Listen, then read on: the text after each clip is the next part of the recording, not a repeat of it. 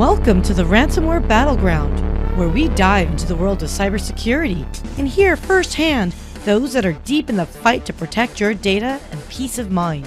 Think your network is secure? Let's check out how secure you really are with this week's chat, Ransomware in the News. I've asked Ritesh Agrawal, CEO of AirGap, to share his thoughts on ransomware from the business leader's perspective. Ransomware is a big business for the hackers and the serious ramifications for organizations to secure their network. Whether it's data, manufacturing, healthcare, and other industries, its impact is much more than just asking for money. I'm your host and moderator, Sia Yasso-Tornrat. Before we get started, I've got to give a shout out to our sponsor, AirGap, the best defense against ransomware. With a zero trust isolation platform, AirGap confines ransomware to a single device. Put an end to that threat propagation and protect your infrastructure in minutes, not months. And without further ado, let's get on the Ransomware Battleground.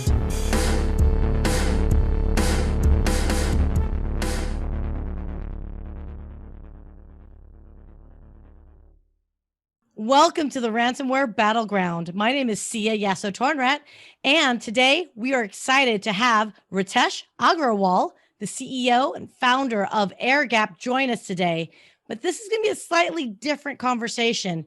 Instead of going deep into finding out the specifics and ins and outs on ransomware, we're going to take it a step light up and talk about ransomware in the news. So, Ritesh, welcome to the Ransomware Battleground. Thank you, Sia. Nice to be here. Okay, Ritesh, this is not gonna be a hard quiz for you, but there's a real big impact with ransomware for businesses. There is a lot at stake. And I figured you as a CEO of a cybersecurity company, you might have a vested interest to make sure you understand this fully. And you have some, I'm sure, opinions on this. So talk to me. Why and how did you form AirGap? Real quick, I just want to do one quick history because your background with Juniper led you down this path. What was that moment in time that you said, we're doing this? Absolutely. And so such a great question to ask, Sia. I've been dying to tell this story to everybody.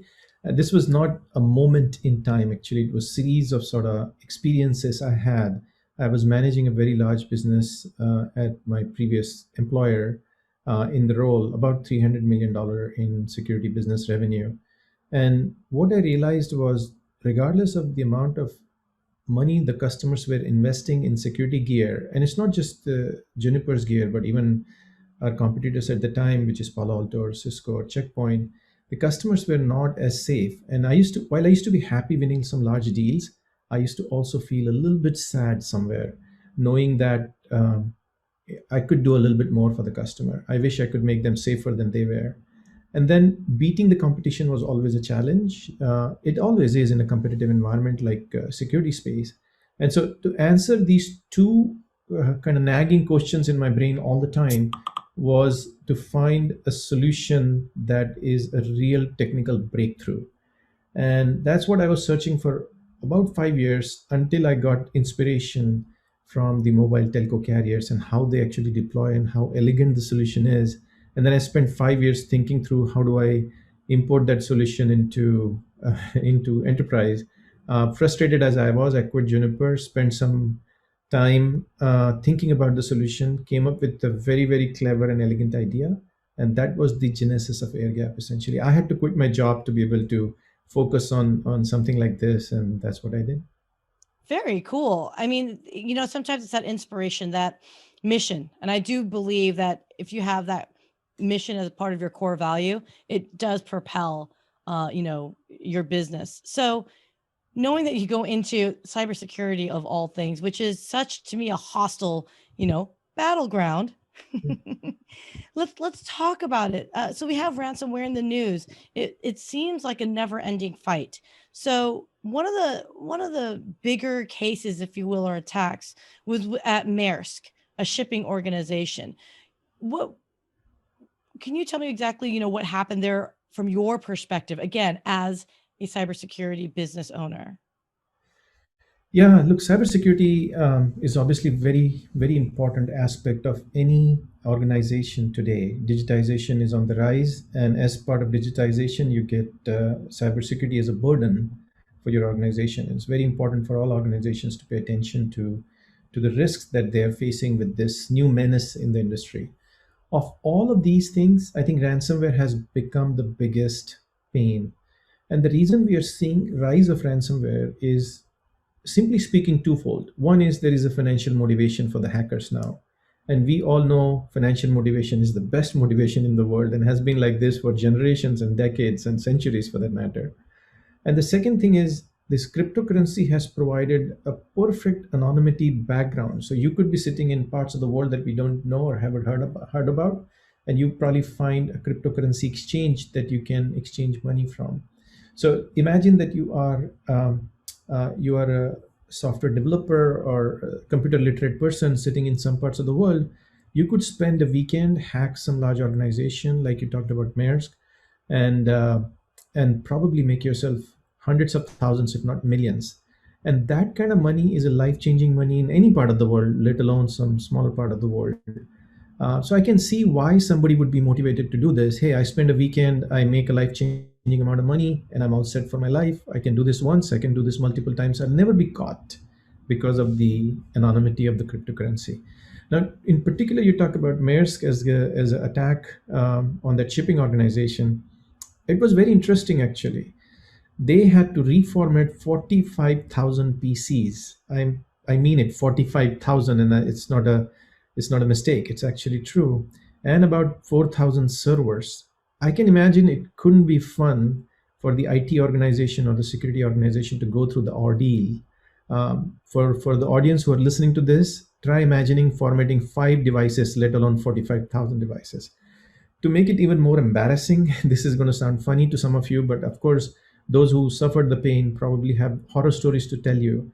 But in order to stop the propagation of ransomware, the IT team had to announce on the PA system, scream on the PA system, shut down your computer, shut down your computer. And people were running in the lobby telling people to shut down their computer.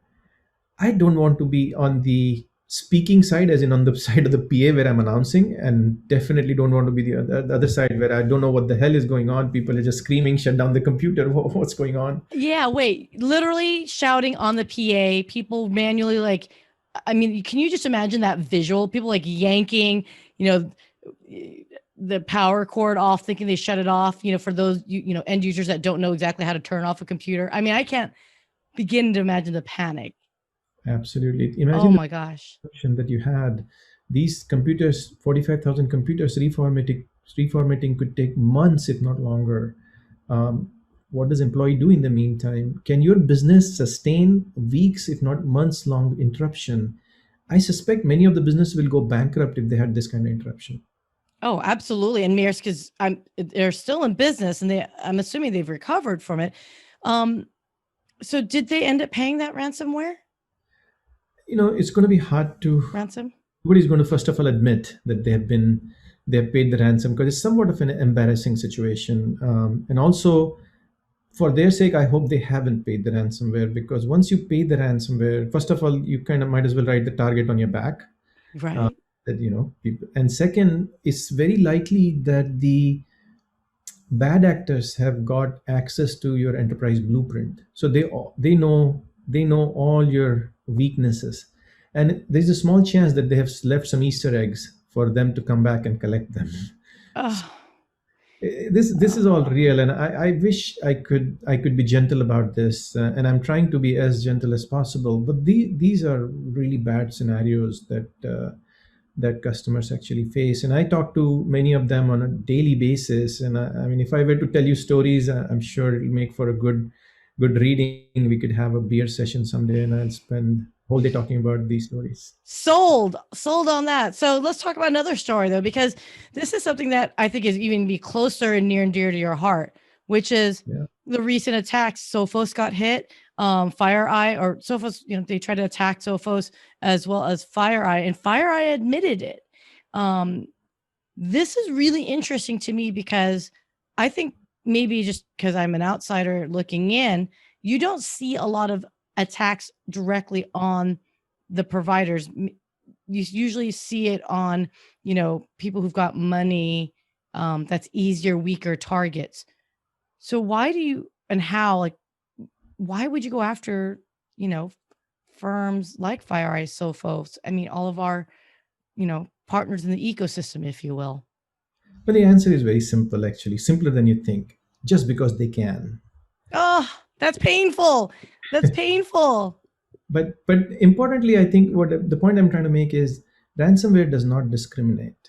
We've seen attacks on hospitals. In Germany, a couple of patients died because one hospital was impacted with ransomware, and they were trying to move the patients to some different hospital, and on the way, the patients died. We've seen schools, Las Vegas, they stole credentials of students. I mean, these are teenagers, these are not even adults, and they kind of threaten to publish those very important PII information on the internet if the ransomware is not paid. I mean, I have kids, and I'm sure many of our audiences have the kids too, and nobody wants our kids' information to be found in the wild. But look, I think bad actors have, at this moment, seems like no capability or intent to discriminate. They'll go after whichever target makes them money, and it makes all of us vulnerable. I think security companies for sure, like FireEye, Sophos you talked about, and we also take our security very, very seriously. Look, the number of hoops we have to jump to get access to our network is unreal, actually. But we do all of this knowing that we are probably bigger of a target than than an average organization would be, and it's our responsibility to ensure that we protect ourselves in order to be able to protect our customers. And that's, I think, a responsibility for everybody that is managing a digital business, which is practically everyone. I love it. I love it. So I asked this question of everybody. So I'm really intrigued to hear your answer on this, Ritesh. Sure. What keeps you up at night? Oh boy, if I were to make a list of those things, again, we'll be sitting on a beer session all day long. I'm rarely getting any sleep. Look, as genuine as I can be here, you have to trust me on this. One thing that worries me a lot is how do we protect our customers? And we're doing our best to sort of provide solution to schools and healthcare facilities, and obviously government facilities, as well as private enterprises all over the place. And I keep thinking about various ways the hackers bypass the security measures that are somewhat, I think, not complete today, and how I can make it complete. Look, if the current security solutions were good enough, we wouldn't be talking about ransomware. I'm sure it'll be the most boring topic of the week, or if not of the month. But it is the hottest topic because the current solutions are not enough. And so my focus has been, for a number of years, I would say almost a decade, has been to think about why we are seeing so many cyber threats. Security business is a booming business. There are billions of dollars worth of security software sold every year, and yet every day you hear a couple of news like you just mentioned. Foxconn was another one, and a few others that we heard. This is because I think the current solutions are not sufficient, and I just want to plug the holes, as many of those as I can think about. So that's what keeps me up all night. So it's almost like you have to build like multiple defense lines of defense. And even within those lines of defense, you have to pivot. So there's no straight arrow, if you will, that could just bulldoze through all those lines of defense. It's almost you have to make it weave and make it work before you get to the penetration, if you will, of whatever target. So can it be done cost effectively? Can you do it simply? Can we have security like schools? Baltimore County schools got hit. They're not going to have the same IT budget as someone like you would think Foxconn should have, for example, or Maersk, even these multi-billion dollar businesses. So is it possible to be as safe as possible with that, small IT budget? You're absolutely right. I think security doesn't have to be expensive. I believe what has happened in the past, and this is my personal belief, I would love to argue with somebody who wants to challenge me on this. But what has happened in the past is we've created layers on top of layers on top of layers, and not looked at the fundamental objections or fundamental flaws that enterprises have. So when we started looking at air gap, I mean, I started the company, my first thinking was, let me unlearn everything I've learned about security, and let me truly think out of the box. Because if you want to stay in the mindset of current security solutions, then you have no choice but to go in the same direction. And clearly, that direction is not the right direction. So, first thing first, I kind of, for a week or two or a month, I decided to forget everything I've learned about security and start from scratch. And when we did that, it became apparent to me that there are fundamental flaws, and I'm glad that we found a solution against those fundamental flaws. And once you do that, it becomes clear as a day that you need to spend least amount of money to get the most amount of security if you did the right things. And then I will say one more thing.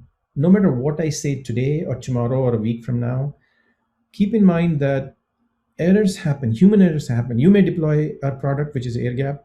You may deploy our competitor's product. You can deploy any other vendor's product. Human errors may happen, and you may still be impacted with ransomware. Especially sort of cyber attack like menace like ransomware could be very devastating for you. What we have done at AirGap is created a ransomware kill switch. And as the name suggests, it will instantly kill the ransomware. It'll stop propagation of ransomware right then and right there within 1 second, actually. This is like the emergency shut-off wall that you have at every gas station or petrol pump, depending on where the audience are coming from. You walk into that gas station, you see that emergency shut-off wall, it will save lives someday. Right. And I think AirGap's ransomware kill switch will save lives someday. You should deploy it, keep it handy. God forbid you get impacted with ransomware. You push the button, the ransomware propagation stops. You do your investigation, you clean the system, you clean the network, you go back to your business. Make sure that you have the least amount of business impact possible. And that's the second part of AirGap. Not only we try to protect ransomware from propagating to begin with, Right. but God forbid if an outbreak happens, then we would also provide you protection against that. And that's the key to, I think, building the right solution. And then you don't need to spend a lot of money because you're able to limit the damage to begin with. Right. I mean, I really like that you mentioned the kill switch, because I couldn't help but think in the back of my mind, which was Maersk really could have used it a couple of years ago. You I shouldn't laugh. Sorry, guys. No, I know. I had a customer who saw the ransomware kill switch, and first reaction was, "Where were you 2 years ago?" I was building the kill switch 2 years ago, I guess. Because it happened 2 years ago, I was building it, right, as a net result of it. So, Yeah.